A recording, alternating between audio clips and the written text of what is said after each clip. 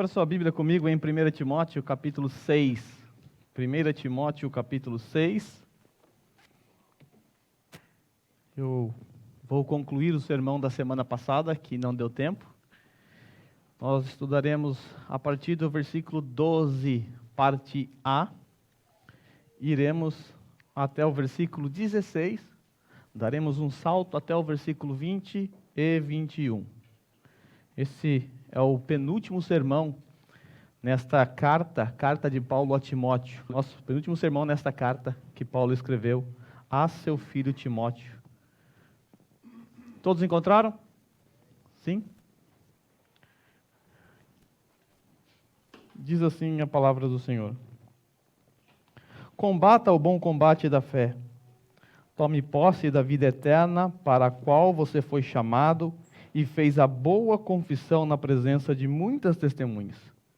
Diante de Deus, que há tudo da vida, e de Cristo Jesus, que diante de Pôncio Pilatos fez a boa confissão, eu lhe recomendo. Guarde este mandamento imaculado e irrepreensível, até a manifestação do nosso Senhor Jesus Cristo, a qual Deus fará se cumprir no seu devido tempo.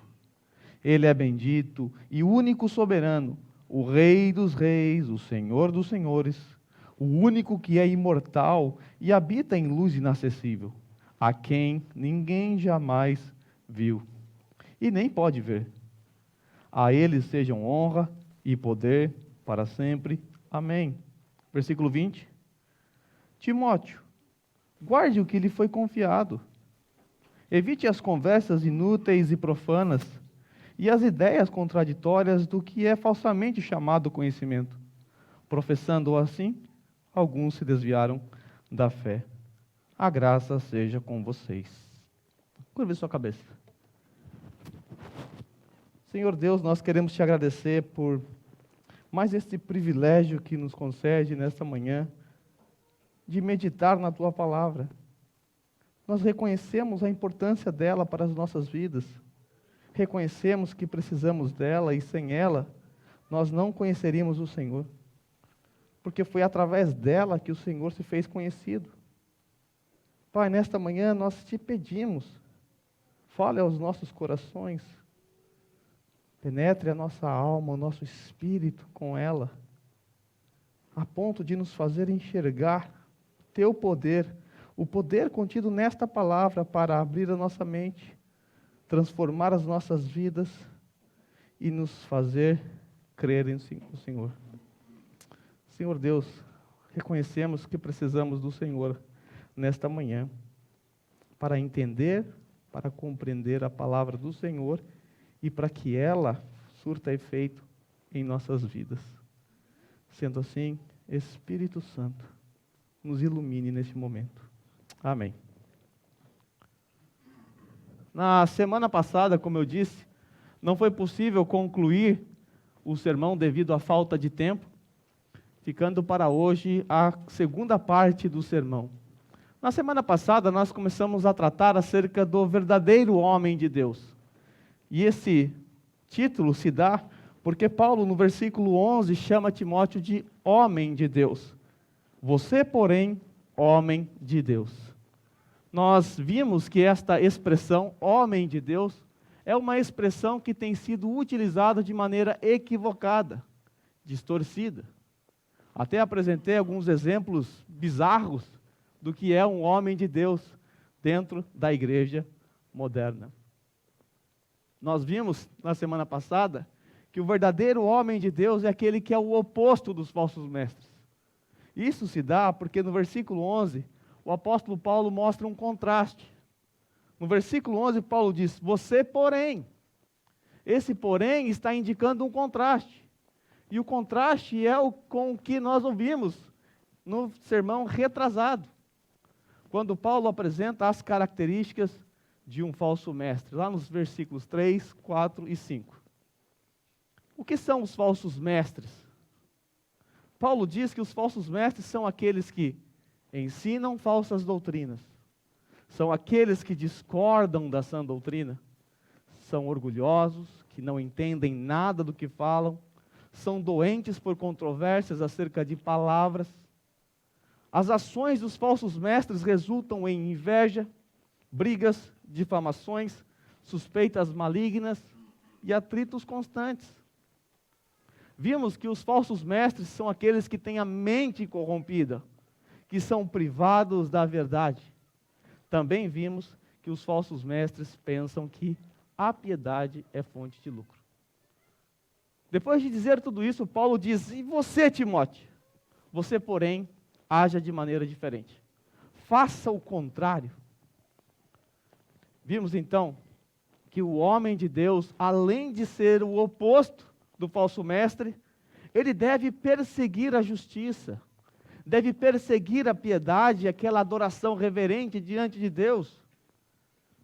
O verdadeiro mestre de Deus, o verdadeiro homem de Deus é aquele que persegue a convicção, o amor, ele é perseverante e é manso. Vimos que a terceira característica do homem de Deus é que ele é um combatente. Ele está numa guerra, ele está numa batalha, a batalha pela fé que de uma vez por todas foi entregue aos santos. Ele está batalhando pelo glorioso evangelho do nosso Senhor Jesus Cristo, que é atacado por falsos mestres. Hoje prosseguiremos observando as qualidades de um homem de Deus. Nós veremos nesta manhã que o homem de Deus é aquele que toma posse. Versículo 12 diz assim: tome posse da vida eterna. Tome posse da vida eterna. Nós temos nesta manhã então a primeira característica de um verdadeiro homem de Deus. Ele toma posse. Esse trecho é preciso ser explicado por conta do mau uso desta expressão, tome posse. Não é incomum você ouvir pessoas dizendo: tome posse da bênção, meu irmão. Eu vou fazer um vestibular. E o outro diz: tome posse da bênção, você vai passar. Eu pretendo fazer uma entrevista de emprego. Tome posse da bênção, é sua, rapaz. Creia. Eu pretendo me casar com a irmã fulano de tal. Ela sabe? Não, mas tome posse. Tome posse que você vai conseguir.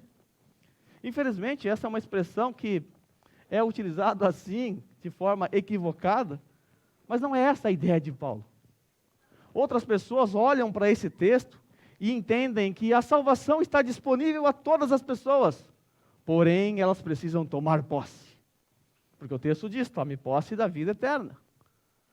É como se Timóteo estivesse diante dele, ou estivesse lá na nuvem, a salvação, e agora Timóteo tem que baixar da nuvem, fazer um download dessa salvação. Isso seria tomar posse para algumas pessoas? Mas essas pessoas que interpretam assim, não levam em conta a continuação do versículo. Paulo diz: tome posse da vida eterna, para o qual você foi chamado. Encontramos aqui a doutrina do chamado eficaz. O chamado eficaz é aquele chamado que, como a palavra mesmo diz, é eficaz, que ele funciona, que acontece. E o chamado eficaz não é aquele chamado eficaz que a sua mãe fazia quando você era criança. Quando ela saía no portão com uma vara na mão e te chamava: venha, vem, Candião. Esse chamado é eficaz, sim, é verdade. Mas não é esse tipo de chamado. O chamado eficaz a qual Paulo aponta aqui é aquele chamado doce, sereno do Espírito Santo, que nos chamou quando estávamos mortos em nossos delitos e pecados. E aquele chamado que foi feito quando você estava numa sepultura, fétido, apodrecido, cheio de verme te comendo. Do seu lado, outros cadáveres. De repente, por uma ação sobrenatural de Deus, você respirou, você voltou a viver. Então você olha para o seu lado, cadáveres. Você está dentro de uma sepultura fétida. Você olha os bichos comendo aqueles mortos que estão ao seu lado. E você percebe então que aquele habitat não é mais o seu. Então, lá de cima, alguém abre a tampa da sepultura e você escuta uma doce voz dizendo: venha, venha. E você vai. Porque você agora não pertence mais ao mundo dos mortos. Então, é verdade que Timóteo era alguém salvo. É verdade que Timóteo era alguém que havia sido chamado de forma eficaz.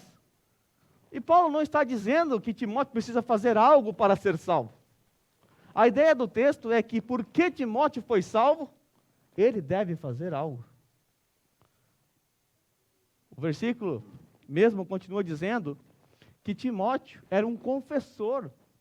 Ele fez a boa confissão na presença de muitas testemunhas. Timóteo era um crente, um salvo.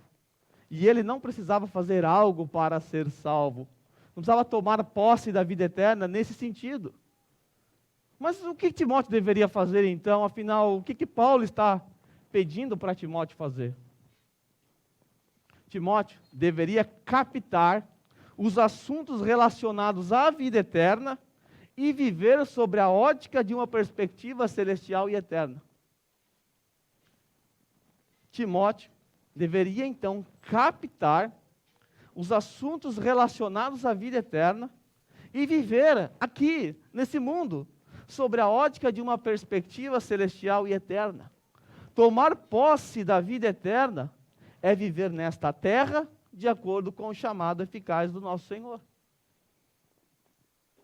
Nós sabemos que Timóteo era muito jovem, era tímido, tinha seus temores. Sabemos também que a sua autoridade estava sendo questionada na igreja de Éfeso. Sabemos que o seu pai, Paulo, seu pai na fé, acabara de sair da prisão. E Timóteo tinha todas as razões para olhar à sua volta, olhar as circunstâncias e desanimar. Nós vimos no sermão passado que uma das características do homem de Deus é que ele é perseverante. E é natural para um jovem nessas condições, olhando à sua volta, olhando os problemas, desanimar.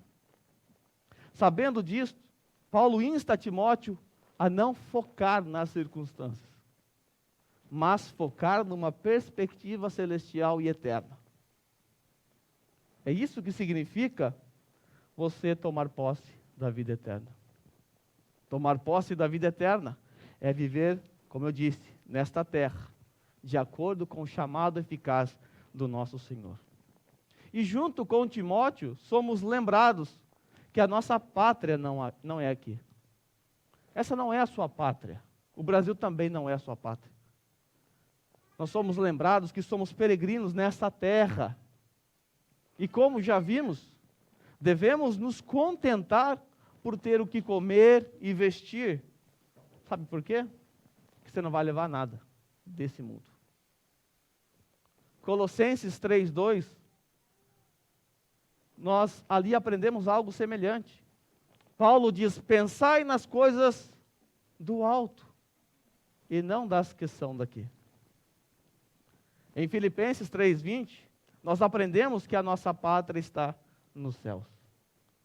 Então, o verdadeiro homem de Deus é aquele que vive de acordo com o seu chamado eficaz. Ele vive sobre a ótica de uma perspectiva diferente. Ele vive sobre a ótica de uma perspectiva celestial e eterna. Ele foca no porvir, na eternidade. Ele não foca no aqui e agora. Timóteo, então, é encorajado por Paulo a não desanimar, a continuar batalhando pela fé que foi entregue a ele. Paulo, então, apresenta a Timóteo aqui as características de um verdadeiro homem de Deus. E nós acabamos de ver que o verdadeiro homem de Deus é aquele que toma posse. É aquele que vive sobre uma perspectiva diferente, uma perspectiva celestial e eterna. A segunda característica de um verdadeiro homem de Deus é que ele guarda os mandamentos do Senhor. Versículo 14 diz assim: guarde este mandamento imaculado e irrepreensível até a manifestação do nosso Senhor Jesus Cristo. Lá no versículo 20. Timóteo, guarde o que lhe foi confiado. Evite as conversas inúteis e profanas, as ideias contraditórias do que é falsamente chamado conhecimento, professando-o, alguns desviaram-se da fé, graça seja com vocês. A segunda característica de um verdadeiro homem de Deus é que ele guarda os mandamentos do Senhor. Ele retém os mandamentos do Senhor. O mandato ao qual Timóteo deve obedecer pode tanto ser o que Paulo acabara de dizer, no versículo 11, quando ele dá essas instruções acerca do que é um verdadeiro homem de Deus, quanto pode ser também todas as instruções que Paulo deu nesta carta. Isso não faz a menor diferença para nós. Porque todas essas instruções dadas nesta carta e também nesta perícope são todas para nós hoje. Porque o verdadeiro homem de Deus é aquele que guarda os mandamentos.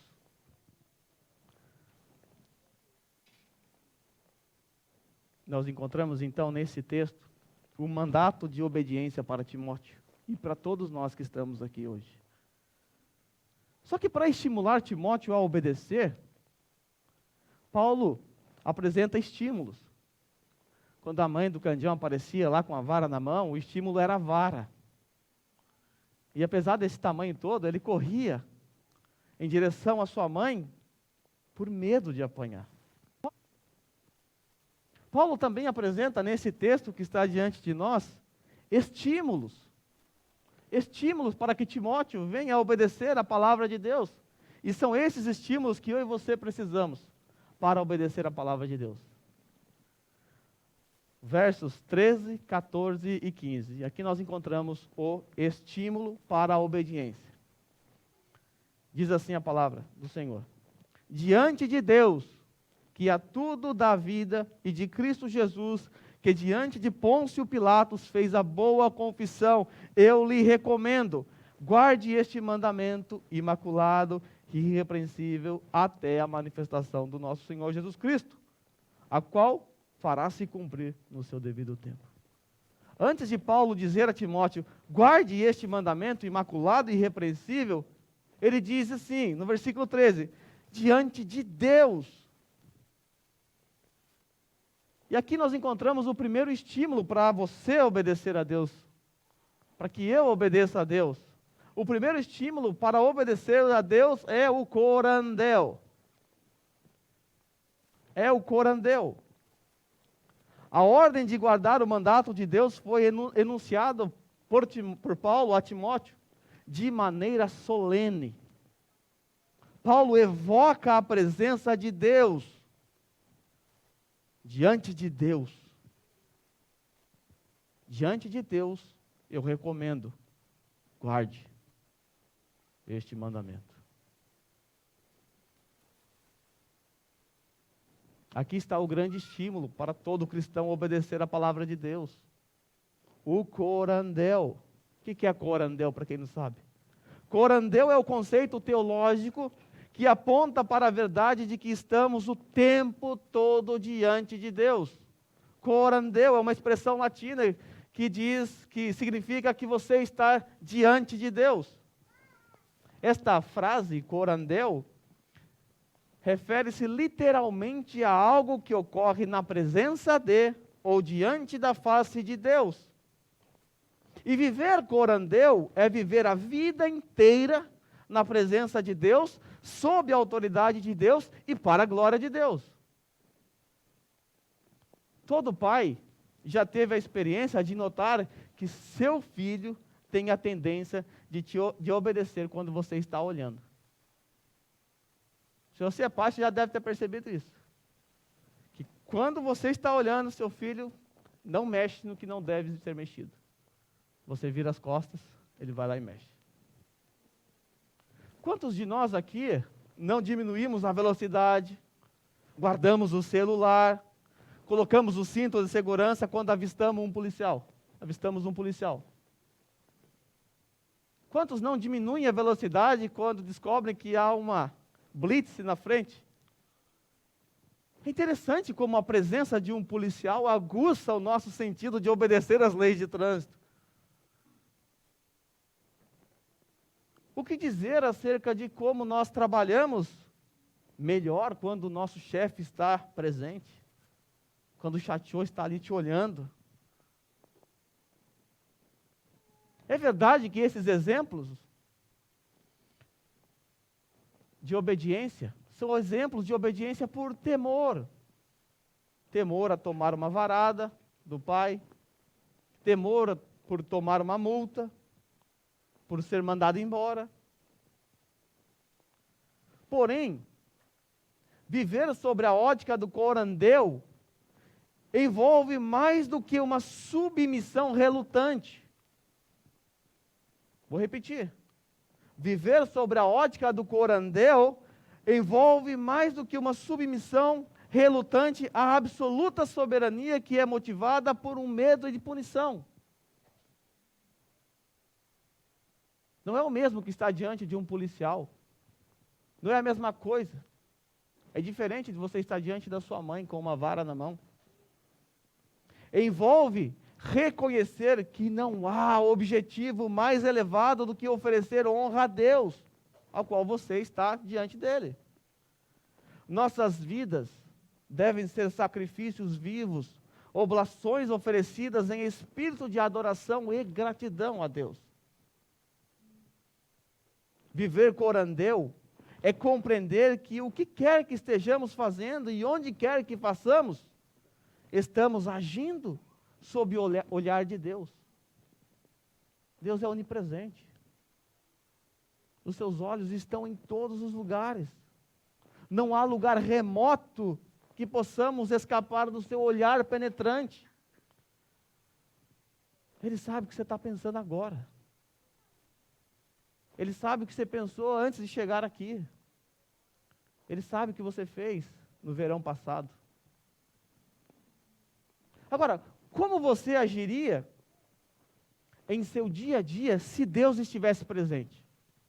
Como você agiria? Como seria seu comportamento no trabalho se Deus estivesse lá no seu trabalho? Será que você trabalharia com mais empenho? Será que você murmuraria menos se Deus estivesse no seu trabalho? Será que você respeitaria mais os seus superiores? E se Deus estivesse no seu lar, como você agiria? Será que você mudaria sua maneira de ser? Trataria melhor a sua esposa, o seu marido, os seus filhos? E se Deus estivesse presente aqui no culto? Como seria a sua adoração? Você prestaria mais atenção à palavra sendo pregada? Você cantaria ao Senhor com todo o seu coração? Com todo o seu fôlego? Será que você participaria desse culto de maneira intensa e concentrada, se Deus estivesse presente aqui? Pois bem, a verdade é que Deus está presente aqui. Assim como está lá na tua casa, lá no teu trabalho e onde quer que você vá. Nós nos esquecemos que Deus conhece os nossos pensamentos, as nossas intenções, as nossas inclinações. Nós podemos usar uma máscara aqui, diante dos homens, mas jamais diante de Deus. Diante dele toda máscara cai. Viver toda a vida corandeu é viver uma vida de integridade. É uma vida de totalidade que encontra a sua unidade e coerência na majestade do Deus presente. Uma vida compartimentalizada, ou seja, dividida entre sagrado e profano, é uma vida de desintegração. Uma vida assim, compartimentalizada, é uma vida marcada por inconsistência, desarmonia, confusão, conflito, contradição e caos. Cristãos que compartimentalizam a sua vida em duas seções ou em duas categorias, a do religioso que vai à igreja aos domingos e o do não religioso que leva a sua vida secular durante a semana, aquele que divide entre santo e profano, sagrado e secular. Quem pensa assim, falhou em entender a grande ideia por detrás do corandeu. Se você pensa assim, você falhou em entender o que é o corandeu. A grande ideia do corandeu é que Toda vida é religiosa. Ou nada na vida é religioso. Ou tudo é religioso, ou nada é religioso. Dividir a vida entre religioso e não religioso é em si mesmo um sacrilégio.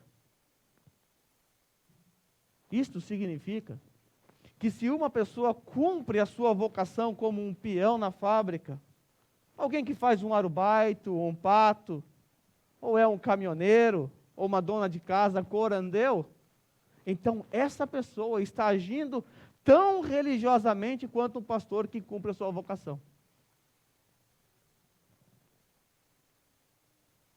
Isso significa que Davi era tão religioso quando obedeceu ao chamado de Deus para ser um simples pastor, como era quando foi ungido com a graça especial da realeza. Significa que Jesus era tão religioso quando trabalhava na oficina de carpintaria junto com o seu pai adotivo, José, como ele era no jardim do Getsêmani. A igreja católica medieval, ela fazia essa distinção entre sagrado e profano. E na Reforma Protestante, isso foi quebrado. Na Reforma Protestante, isto foi quebrado.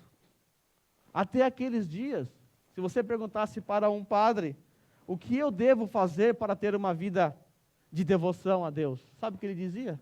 Abandone o seu emprego, abandone a sua família, abandone tudo e vá para o mosteiro. Assim você estará cumprindo o propósito de Deus na sua vida. Porém, a Reforma Protestante mudou tudo isso.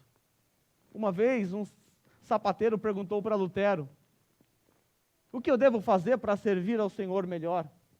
Sabe o que Lutero respondeu? Faça um bom sapato e venda a um preço justo. Assim você glorificará a Deus.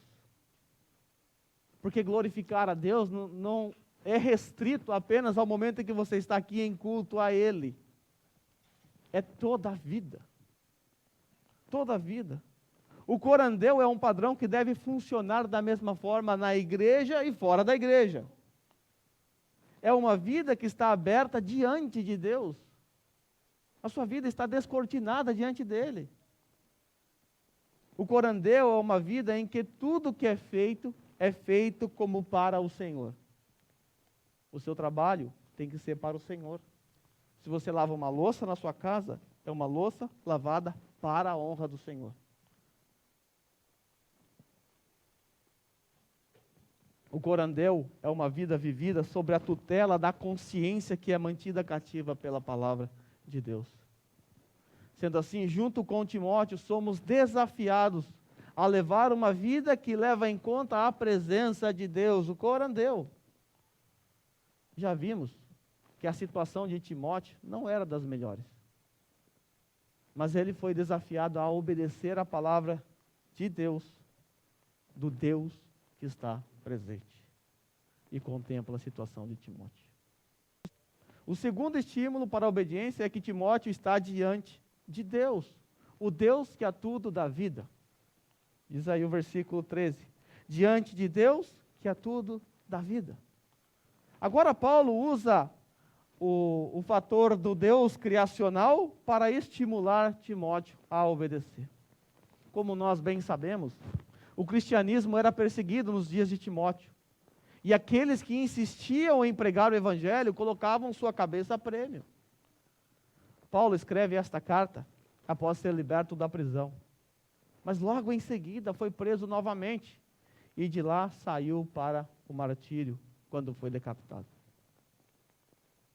Ou seja, se Timóteo guardasse esse mandamento imaculado e irrepreensível, certamente Timóteo estaria colocando a sua vida em risco. Paulo encoraja Timóteo dizendo que o Deus que está presente é aquele que é o autor da vida. Você está diante de Deus, o Deus que é o autor da vida. Timóteo é lembrado que se ele está vivo, e você também, até este momento, o momento em que ele recebeu a carta, é porque Deus está lhe concedendo o fôlego de vida. Se você está respirando agora é porque Deus quer.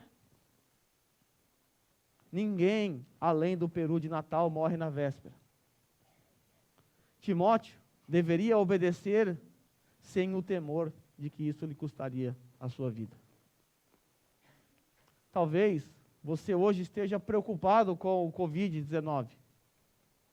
Temeroso ou temerosa por sua vida, pelos seus parentes, dos seus entes queridos.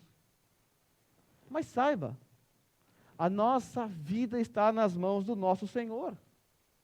E se estamos respirando é porque Ele graciosamente está nos concedendo o fôlego de vida. E quando Ele quiser, você não vai respirar mais. Seu coração não vai bater mais. É verdade que nós devemos fazer tudo o que está ao nosso alcance para nos precaver. Devemos seguir as regras, devemos usar álcool em gel, máscara, distanciamento social. Devemos fazer tudo isso, evidentemente. Mas se estamos vivos, não é porque seguimos o protocolo de segurança. Em última instância, estamos vivos porque Deus assim quer. Ele é o Deus da vida. Ele que te dá a vida. Ele que te mantém vivo. Esse é o segundo estímulo. Timóteo está diante do Deus, o autor da vida. O próximo estímulo está no fato de que Timóteo está diante do Rei dos Reis. Após ser dito que Timóteo está diante do Deus Criador, daquele que a tudo dá vida, Paulo acrescenta: e de Cristo Jesus, que diante de Pôncio Pilatos fez a boa confissão. Eu lhe recomendo. Encontramos aqui então o terceiro estímulo. O terceiro estímulo parte do fato de que Timóteo está diante do Rei dos Reis. Se você é alguém atento, você deve ter percebido que Paulo apresenta o ofício do nosso Senhor antes do seu nome.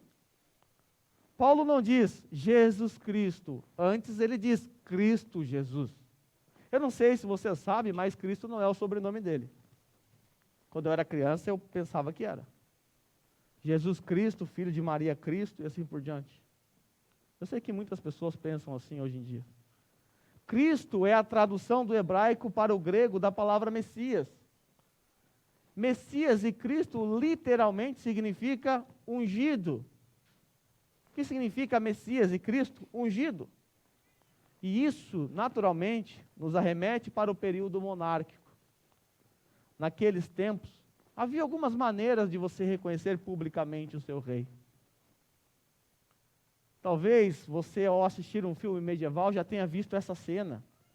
Um rei sobe até o seu palácio real, na sacada, diante dos seus súditos, um sacerdote aparece com uma espada na mão, com uma bandeja, uma coroa, um cajado, um bastão real e uma capa.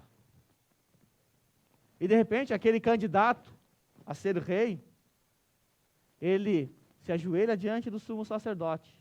O sacerdote pega a espada, à esquerda, à direita, em cima, e entrega em suas mãos. Logo em seguida, esse sacerdote, ele pega a coroa, coloca em sua cabeça. Coloca o manto, a sua capa real, e depois entrega o seu bastão, ali, o seu cetro real. Então ele levanta diante dos seus súditos, ele fica em pé diante dos seus súditos, e eles aclamam o rei. Vida longa ao rei. Esta é uma cerimônia de reconhecimento público. Havia outras formas naqueles tempos, e Israel adotou uma forma um pouco diferente dessa que você está acostumado a ver nos filmes medievais. Mas essa não era uma invenção de Israel, já existia em outras nações. Era uma cerimônia que consistia em ter esses mesmos elementos, a coroa, o cetro real, a capa da realeza, porém, não era feito com uma espada, era feito através da unção com óleo. Era derramado o óleo sobre a cabeça do rei. E então, publicamente, ele era aclamado o rei. Daqui surgiu o conceito ungido. Por que Jesus é o Cristo, ou ungido? Porque mais tarde Deus prometeu a Davi que no seu trono se assentaria um rei que governaria para todo sempre. E esse rei é o Senhor Jesus. Daqui para frente, Israel passou a esperar a chegada desse rei, que é o Messias, que é o Cristo. Nós sabemos que Jesus Cristo fez uma boa confissão. É interessante notar que Paulo diz que Timóteo havia feito uma boa confissão. Tome posse da vida eterna para a qual você foi chamado e fez boa confissão na presença de muitas testemunhas. Timóteo havia feito uma confissão de fé. Provavelmente essa é uma referência ao seu batismo. E agora o apóstolo Paulo diz que ele, Timóteo, está diante do Rei dos Reis, que fez a boa confissão diante de Pôncio Pilatos. Qual é a confissão feita por Jesus diante de Pôncio Pilatos? Encontramos esta confissão em João 18, do 33 ao 37. Diz assim: Pilatos então voltou para o pretório, chamou Jesus e lhe perguntou: Você é o rei dos judeus? Essa é a pergunta que Pilatos fez a Jesus. Perguntou-lhe Jesus: Esta pergunta é tua ou outros te falaram a meu respeito? Respondeu Pilatos: Acaso sou judeu? Foram o seu povo e os chefes dos sacerdotes que entregaram você a mim? O que é que você fez? Disse Jesus: O meu reino não é deste mundo. Eu sou o rei, mas o meu reino não é deste mundo. Se fosse, os meus servos lutariam para impedir que os judeus me prendessem. Mas agora o meu reino não é daqui. Então você é rei? Perguntou Pilatos. Está me dizendo que você é rei? E aqui nós encontramos a verdadeira confissão de Jesus. Jesus respondeu: Tu dizes que sou rei. De fato, por esta razão nasci e para isso vim ao mundo. Eu sou rei, sim. Eu nasci para isso. Foi para esse propósito que eu vim a este mundo. Eu vim para testemunhar da verdade. E todos os que são da verdade me ouvem. Timóteo é lembrado por Paulo que ele está diante do verdadeiro Rei dos Reis. O Senhor Jesus estava diante de uma autoridade na terra que, segundo o próprio Pilatos, ele poderia ter livrado Jesus da morte. Mas Timóteo é lembrado que ele está diante de uma autoridade maior do que Pôncio Pilatos, do que os Césares. Ele está agora diante do Rei dos Reis, do Senhor dos Senhores. Já parou para pensar nisso? Estamos agora, em culto diante do Deus Criador, do Rei dos Reis e do Senhor dos Senhores. Já parou para pensar nisso? Agora, você está diante dele. Você quer um estímulo melhor do que esse? Se esses estímulos não bastarem para você, para que você viva uma vida de obediência à palavra de Deus, eu temo que nada será suficiente para te estimular. Se o corandeu não for suficiente para te estimular a viver uma vida digna do Evangelho, nada mais será suficiente para te estimular. Sabemos que Timóteo deveria então obedecer à palavra de Deus, que esta é a característica de um verdadeiro homem de Deus. Ele obedece porque está diante de Deus, está diante do Criador, está diante de Jesus Cristo, o Rei dos Reis. Mas até quando Timóteo e nós devemos guardar os mandamentos que são imaculados e irrepreensíveis? Até quando? Até quando nós devemos obedecer à palavra de Deus? A resposta está nos versos 14 e 15. Paulo diz assim: guarde este mandamento imaculado e irrepreensível. Até quando? Até a manifestação do nosso Senhor Jesus Cristo, a qual Deus fará se cumprir no seu devido tempo. Devemos obedecer a palavra de Deus, sabe até quando? Até que Ele volte. Até que o nosso Senhor Jesus Cristo volte. Enquanto estivermos aqui, nessa terra, este mandato recai sobre nós. Quando o Senhor Jesus Cristo voltar para nos buscar, nós não precisaremos mais deste mandato. Porque a obediência vai ser uma coisa tão natural para nós. Porque lá nós seremos perfeitamente santos e impossibilitados de desobedecer a palavra de Deus. Mas enquanto estivermos aqui, por conta da natureza caída de Adão que habita em nós, devemos lutar contra o nosso pecado e obedecer a palavra de Deus. Qual será a sua atitude ao saber que agora você está diante de Deus, que é tudo da vida? Qual será a sua atitude após ser lembrado que está diante do Rei do Universo, que está diante do Senhor dos Senhores? O que estas verdades devem produzir no seu coração? Essas verdades, elas devem redundar em doxologia. Doxologia. O que é isso? Doxo significa glória, logia, palavra. Não é incomum encontrar nos escritos de Paulo uma doxologia, onde Paulo para adorar a Deus. Esta é a terceira doxologia dentro desta carta.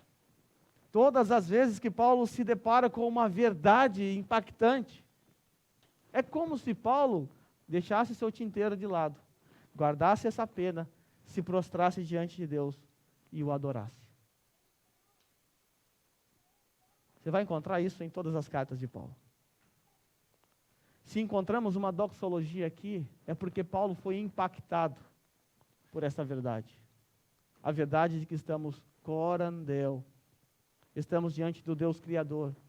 Estamos diante do Rei dos Reis, o Senhor dos Senhores. Então essas verdades devem redundar em doxologia. E foi exatamente isso que aconteceu aqui. Dessa forma, nós encontramos mais uma característica do verdadeiro homem de Deus. O verdadeiro homem de Deus, ele reconhece os atributos, ele reconhece os ofícios e ele honra a Deus.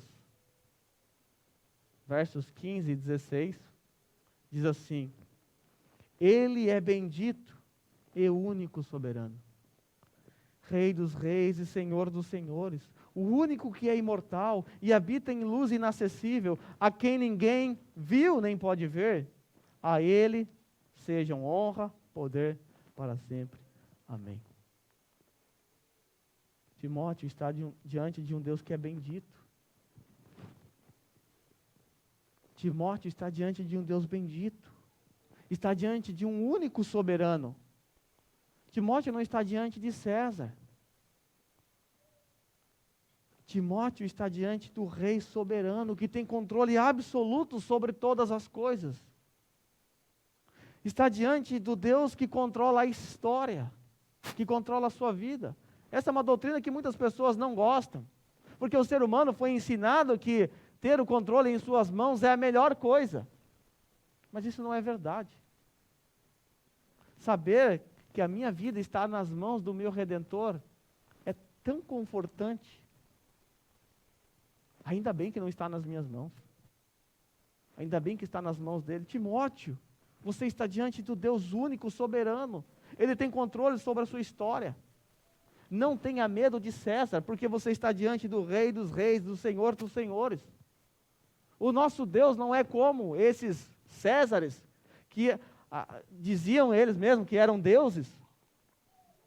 Tomavam para si esses títulos. O nosso Deus é o único que é imortal. Ele habita em luz inacessível, esses habitam nas trevas. O nosso Deus é um Deus que ninguém viu e nem pode ver, porque é Espírito. E é esse Deus que deve ser honrado. A Ele seja a honra, o poder para sempre. Amém. Saber que estamos diante de Deus, ou estamos corandeu, deve nos levar a se humilhar diante de Deus, do Deus soberano, do Senhor do universo, e prestar honras e glorificar o seu santo nome. Eu acho que foi por isso que você veio aqui. Se não foi por isso que você veio aqui, você veio com a pior das motivações. Você veio no lugar errado. Você veio perder seu tempo. Se você não veio aqui esta manhã para honrar a Deus, para dedicar a sua vida a Ele em adoração, você está perdendo o seu tempo e tomando o lugar de outra pessoa que poderia estar no seu lugar. Então, para o seu próprio bem, ajuste a sua mente. Sintonize a sua vida ao corandeu, porque do contrário, você não tem motivação nenhuma para obedecer a palavra de Deus, nem estar aqui. Então, volte para sua casa. Faça o que você tem que fazer durante a semana, o que você não fez durante a semana, faça hoje. Mas não perca o seu tempo aqui. Aqui é para aqueles que querem adorar a Deus, que reconhecem que estão diante do Deus, o Criador dos céus e da terra. É por isso que eu e você estamos aqui.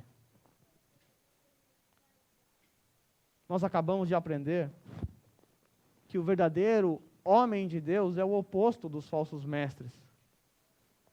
Vimos que o homem de Deus, ele busca a justiça, ele busca a piedade, a fé, o amor, a perseverança e a mansidão.